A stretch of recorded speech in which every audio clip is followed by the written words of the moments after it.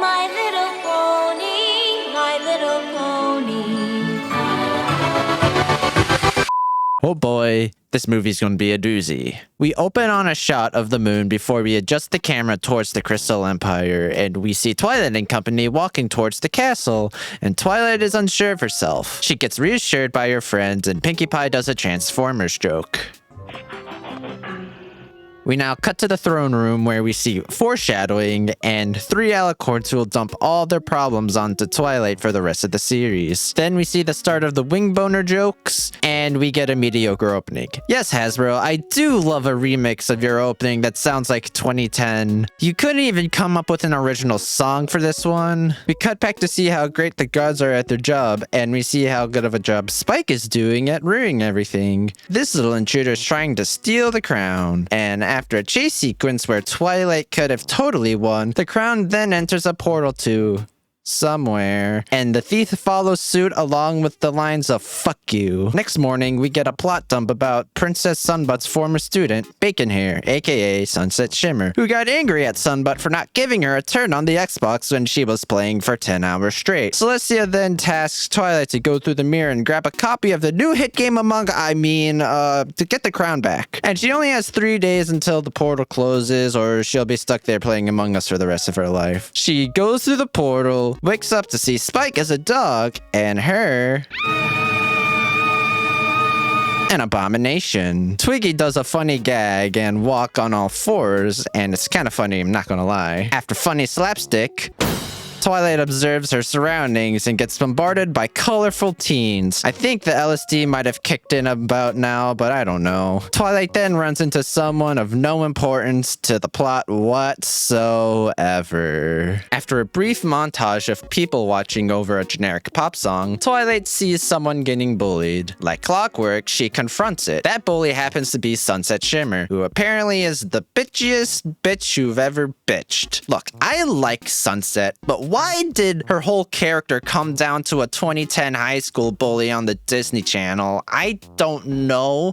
I'm not a writer for a shitty toy company. Twilight then goes and talks to Fluttershy, who acts just like how she was in the pilot episode, and asks about the crown. Fluttershy, being the nice girl she is, gave it to Principal Celestia, and why is she so tall? Principal Celestia tells Twilight, in order for you to get the crown, you have to be popular enough to get it. Or you could just blackmail anyone. I don't know. I'm kind of stupid. After that conversation, Twilight enters the gym and is greeted to the human version of Pinkie, who seems to be on all the drugs. I mean, her personality is amplified tenfold. It's actually insane. Also, when Fluttershy is mentioned, Pinkie is a tiny bit upset about something that she did, but that's just high school drama. Applejack also enters with Human Big Mac, who warns Twilight that Sunset is untrustworthy, more than Rainbow Dash. For whatever reason, Twilight leaves as Sunset enters the gym. She does what she does, and she also bruises Applejack's ego. Oh,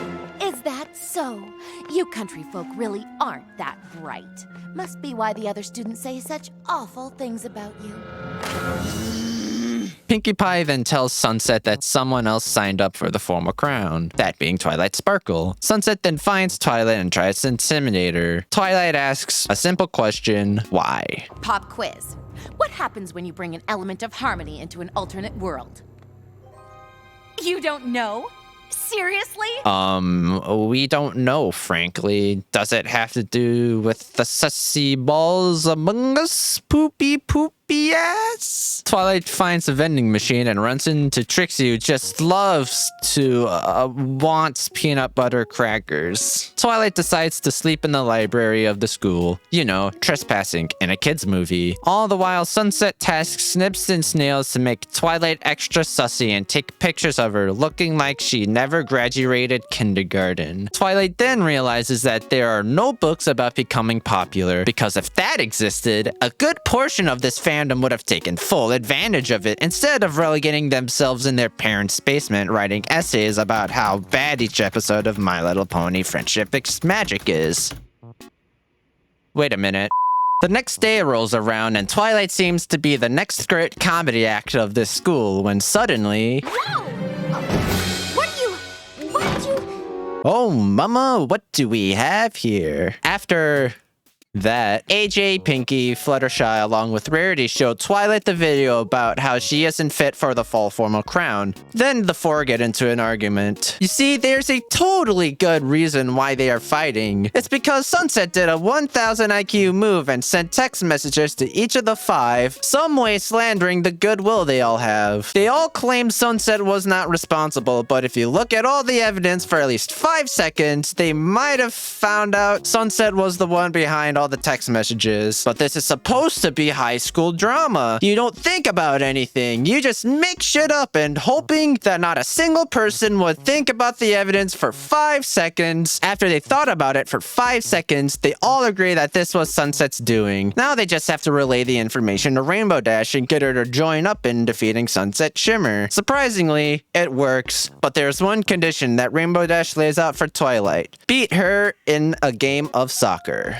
You know what happens next. After the inevitable loss, Rainbow Dash still agrees to help out Twilight. After all, kids cannot know the consequences of losing. We bump into the mistake again, and Rarity proposes an idea. Hypnotism by song. And it works. By the way, this song is the only redeeming thing about this movie. After that, we move to after lunch, where Sunset develops Rarity Syndrome and acts all coy to get what she wants. Vice Principal Luna then confronts Twilight about it, saying she didn't do it, and Luna gives Twilight the evidence.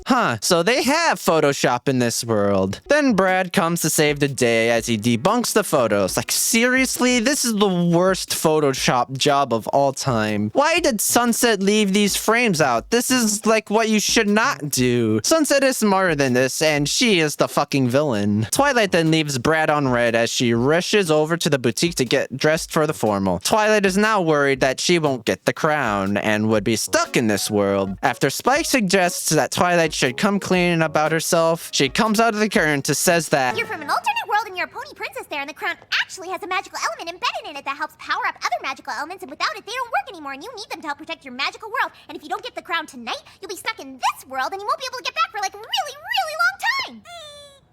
Excuse me, what? The human actually thinks it's pretty cool that she's from another world. After that, we get a musical montage of cleaning up the gym, getting it ready for the formal over generic pop song number 276. That is something I don't get either. This movie is so generic that even the generic pop songs sound generic as all hell. We now cut to the dance as Celestia is about to announce the winner of the fall formal. No surprise, it was Twilight Sparkle. But just as she was being showered in praise, Snips and Snails dog naps Spike and takes off. Twilight and her friends follow. Then comes the confrontation. Sunset gives Twilight the option. Give her the crown and leave this place, or keep the crown and stay in this world that isn't hers. In a surprising twist, Twilight chooses the latter. Sunset is rather surprised by her choice. Now, knowing what we know, this is the worst option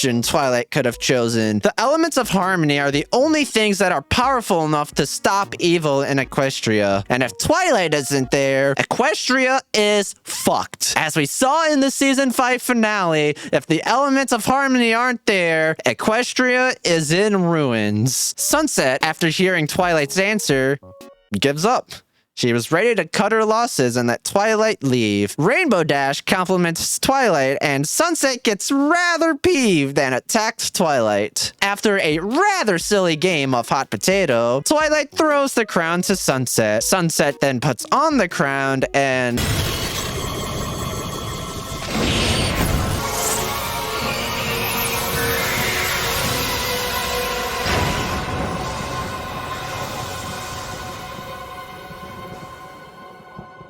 you know, for kids! Then she transforms Snips and Snails into demons, as well as Sunset actually using hypnosis on the entire school to lead an attack on Equestria. As she creates the energy orb and throws it at Twilight, the elements protect the Humane 5 and Twilight, as we get a transformation sequence, a voiceover, and the use of the Taste the Rainbow motherfucker meme. After Twilight dunks on Sunset, we see the remains of Sunset, a broken mess. Twilight then gives Sunset a choice. Let friendship in your heart or continue on her evil ways. Sunset climbs out of the crater and says that she doesn't know the first thing about friendship. Twilight then takes her hand and says the Humane 5 will help her understand. Now, a lot of people have a problem with this. Forgiving Sunset that fast, I know there's only a couple minutes left in the movie, but she should not have been forgiven that fast. This appears again in the season 5 finale, where Twilight and the gang forgive Starlight Glimmer for almost destroying the timeline and Equestria. Twilight then gets her crown back, parties a little more over generic pop songs, asks the Humane 5 to watch over Sunset, and then just leaves as the portal closes. We go back to Equestria where everyone welcomes back Twilight. While walking through the halls, we run into Brad as everyone notices Twilight is blushing. Twilight tries to deflect it, and Pinkie Pie says, Totally reminds you of a guy you met in the other world who played guitar, was in a band, and helped prove he didn't destroy all the decorations for a big dance, so you could still run for princess of the big dance, and then asked you to dance at that dance? Right? How did you know that? Just a hunch. we see Twilight more confident about her role as princess as we pan up to the moon. Roll credits! That's what you are to me. Jesus Christ, this movie. I didn't think that a movie that was so devoid of creativity would suck the soul out of me. I mean, what does this movie have going for it? That one song? Yes, that only song. I really wanted to like this movie, but this movie just screams cash grab material. How else would Hasbro get away with these monstrosities that were these dolls? Is it any wonder how the bronies reacted so poorly to this movie? If I wanted to watch a generic high school plot that plays out just like this, I would rather watch High School fucking Musical, and those movies suck as well. I shouldn't be angry at this movie. That requires effort. And I don't see anything in this movie that shows me that effort was put in. Where was the creativity? At least make a plot that isn't so damn predictable. This movie should have been much better. But this is Hasbro we're talking about. They'll find a way to sell their toys even though they look like shit. I am done with this movie. See ya next time.